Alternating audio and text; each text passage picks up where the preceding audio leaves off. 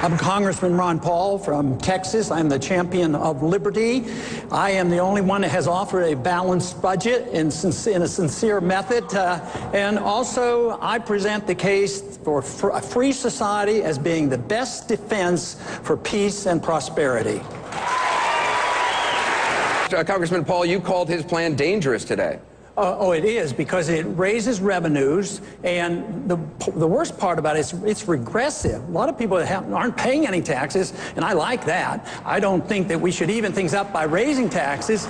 So it is a regressive tax, so it's very, very dangerous in that thing, and it will raise more revenues. But the gentleman asked the question, he didn't even ask what we're talking about. He asked the question, what are you going to replace the income tax with? And I say nothing. That's what we should replace it with. But I do want to make a point that spending is a tax. As soon as the government spends money, eventually it's a tax. Sometimes we put a direct tax on the people, sometimes we borrow the money, and sometimes we print the money. And then when prices go up, like today, the wholesale price index went up 7% rate. And if you look at the free market, the prices are going up 9 and 10%. So that is the tax. So spending is the tax. That is the reason I offered the program to cut $1 trillion out of the first year budget that I offer. Mr. Kaine, 30 seconds. Is there any aspect of Obamacare that you would like to keep, whether it's keeping kids to stay on their parents' insurance until they're 26 or no pre-existing conditions? Really not, because he's just adding on more government. There's been a lot of discussion about medicine, but it seems to be talking about which kind of government management is best. But our problem is we have too much. We've had it for 30, 40 years. We have Medicare, we have prescription drug programs, we have Medicaid. And what we need, I mean, there's a pretty good support up here for getting rid of Obamacare because it's a Democratic proposal. And we want to opt out. I think we'd all agree on this. But if you want better competition and better health care, you should allow the American people to opt out of government medicine. And the way to do this is to not de-emphasize the medical savings account, but let people opt out, pay their bills, get back to the doctor-patient relationship. There is inflation worked into it. When the government gets involved in an industry, prices always go up. We have tort laws to deal with, and we need more competition in medicine.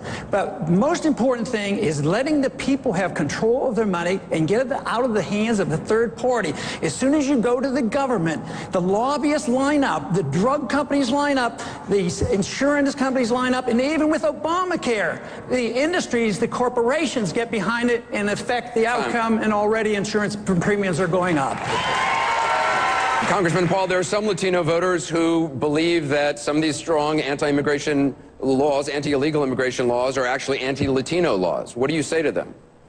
Well, I think some people do believe that. I think offense is symbolic of that, and I can understand why somebody might look at that. But when we approach this immigration problem, we should look at the incentives, and that are the mandates from the federal government saying that you must educate and must give them free education. You have to remove these incentives, but I don't think the answer is a fence whatsoever. But in order to attract Latino votes, I think, too long, this country has always put people in groups. They penalize people because they're in groups, and then they reward people because they're in groups. But following up on what Newt was saying, we need a healthy economy. We wouldn't be talking about this. We need to see everybody as an individual. And to me, seeing everybody as an individual means their liberties are protected as individuals, and they're treated that way, and they're never penalized that way. So if you have a free and prosperous society, all of a sudden this group mentality melts away. As long as there's no abuse, one place where there's still a lot of discrimination in this country is in our court systems, and I think the minorities come up with a shorthand in our court system. I would like to explain that rights don't come in bunches. Rights come as individuals, they come from a God,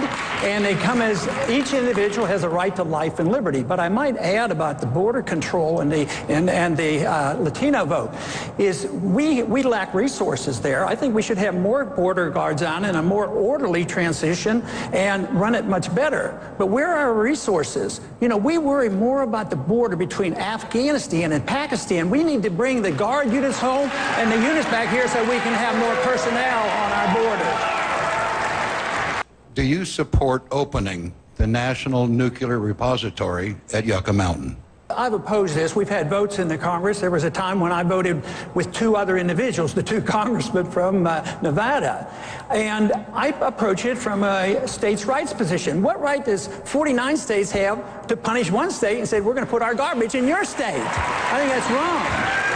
But I think it's very serious. But quite frankly, the government shouldn't be in the business of subsidizing any form of energy, and nuclear energy, I think, is a good source of energy, but they still get subsidies. Then they assume this responsibility. Then we as politicians and the bureaucrats get involved in this, and then we get involved with which state's going to get stuck with the garbage. So I would say the more the free market handles this, and the more you deal with property rights and no subsidies to any form of energy, the easier this problem would be solved. Governor Romney, where do you stand on this?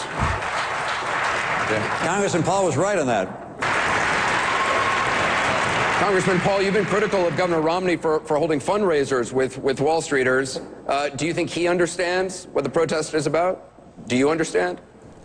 Well, I think Mr. Kaine has blamed the victims. There's a lot of people that are victims of this business cycle. We can't blame the victims, but we also have to point. I'd go to Washington as well as Wall Street, but I'd go over to the Federal Reserve. They create the financial bubbles, and you have to understand that. You can't solve these problems if you don't know where these bubbles come from. But then when the bailout came, and supported by both parties, you have to realize, 2008, Republicans were still in charge, so the bailouts came from both parties. Guess who they bailed out? The big corporations, the people who were ripping off the people in the derivatives market, and they said, oh, the world's going to come to an end unless we bail out all the banks. So the banks were involved, and the Federal Reserve was involved, but who got stuck? The middle class got stuck. They got stuck. They lost their jobs, and they lost their houses. If you had to give money out, you should have given it to the people who were losing their mortgages, not to the banks. Mr. Kaine, do you want to respond? He referenced you, so if you want to respond, you have 30 seconds. All I want to say is that Representative Paul is partly right, but he's mixing problems here. It's more than one problem. Look, the people, the banks, and the businesses on Wall Street, yes. The way that was administered was not right. But my point is this. What are the people who are protesting want from bankers on Wall Street? To come downstairs and write them a check? This is what we don't understand. Go and get to the source of the problem is all I'm saying. I got to give you 30 seconds, and then we'll go to Governor Romney. Yes, the argument is the program was okay, but it was mismanaged. But I work on the assumption that government's not very capable of managing almost anything, so you shouldn't put that much trust into government. You have to trust the marketplace, and when the government gets involved, they have to deal with fraud. And how many people have gone to jail, either in the government, Fannie Mae or Freddie Mac, that participated in this, and nobody suffers the consequences? All these investigations, and yet the people who lose their jobs and lose their houses, it's their fault, that's why they're on Wall Street, and we can't blame them. We have to blame the business cycle and the economic policies that led to this disaster. Governor Romney, Congressman Paul, you've just proposed eliminating the Departments of Commerce, Education, Energy, Interior, Housing, and Urban Development. You say it'll save $1 trillion in 1 year. You're proposing a 15% cut to the Defense Department. Can you guarantee national security will not be hurt by that? I think it would be enhanced. I don't want to cut any defense. And you have to get it straight. There's a lot of money spent in the military budget. It doesn't do any good for our defense. How does it help us to keep troops in Korea all these years? We're broke. We have to borrow this money. Why are we in Japan? Why do we subsidize Germany? And they subsidize their socialized system over there because we pay for it. We're broke. And this whole thing that this can't be on the table, I'll tell you what, this debt bubble is the thing you better really worry about because it's imploding on us right now. It's worldwide. We are no more removed from this than the man on the moon. Is going to get much worse. And to cut military spending is a wise thing to do. We would be safer if we weren't in so many places. We have an empire. We can't afford it. The empires always bring great nations down. We spread ourselves too thinly around the world. This is what's happened throughout history. And we're doing it to ourselves. The most recent empire to fail was an empire that went into, of all places, Afghanistan. They went broke. So where are we in Afghanistan? I say it's time to come home. I think we're on economic suicide if we're not even willing to look at some of these overseas expenditures, 150 bases, 900 bases, 150 different countries.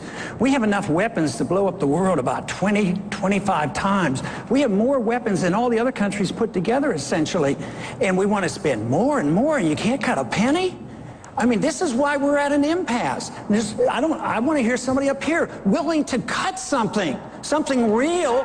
This budget is in bad shape, and the financial calamity is going to be much worse than anybody ever invading this country. Which country? Are they going to invade this country? They can't even shoot a missile at us. We have a question in the hall that gets to your question. The question in the hall on foreign aid.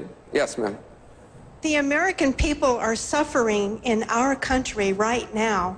Why do we continue to send foreign aid to other countries when we need all the help we can get for ourselves?